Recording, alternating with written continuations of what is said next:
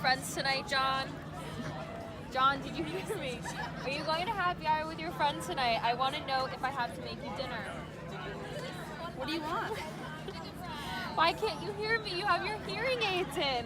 We need to go see the audiologist again. Hi, how are you doing today? The weather is nice outside. Yep. Oh boy. Well, I think it might help everything go a little bit more smoothly if I had you fill out this form so that Dr. Annika can be informed about your communication habits at home. This form is for you, Mrs. Smith. Please fill it out as if John is not wearing his hearing aids. It's called the Significant Other Assessment of Communication, and we just want to get a little more information regarding how you communicate at home. Read the directions carefully. Make sure you fill it out regarding how Mr. Smith communicates when he does not wear his hearing aids. Be honest with your answers. Sure, there's plenty I can complain about. He has hearing aids. I don't understand why he cannot understand everything that I'm saying, no matter what the listening situation is. Thank you guys again for coming in today. Can you tell me a little bit about what brought you in? John never seems to answer me when I speak to him. He has his hearing aids, but he's never able to answer. He's become really withdrawn from his friends, and we can never do anything as a couple anymore. It's really putting a strain on our relationship. I just feel so isolated when I'm with my friends. I can't go to happy hour anymore. I feel just kind of left out of the community, and I feel as though I can't understand them. Okay, I see. Well, I just read over your questionnaire from the waiting room, and I see that 2 of you are having the most problems communicating at home.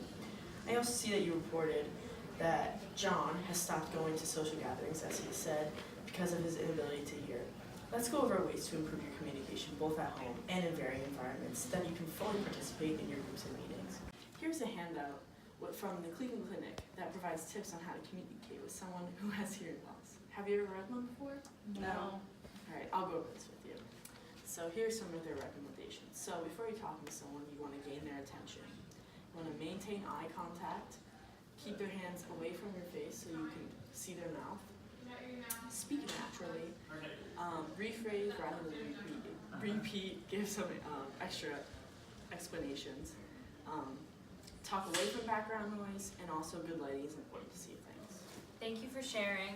I was not aware of those tips. I just realized I always try to speak to him from another room. No wonder why he can't hear me. I never really thought about that, 10 years ago I never had to do that. I will have to work on making these changes so communication is more enjoyable for the both of us. I would appreciate that. I'm still dealing with being someone who has a hearing loss and living with that. I know it can be difficult to make these changes and realize that sometimes it's necessary to have successful communication with your partner. These types of changes are sure to make sure your lives are less stressful if you follow them really closely. I always thought that with hearing aids, his hearing would go back to normal. I guess I was wrong. Unfortunately, even with hearing aids, hearing will never go back to 100%. Hearing aid is meant to aid something, not to be its cure. Thank you so much for your help. We are now aware of the modifications that we can both make. Thank you. John, what do you want for dinner tonight? Pasta's good. Thanks for getting my attention. Of course.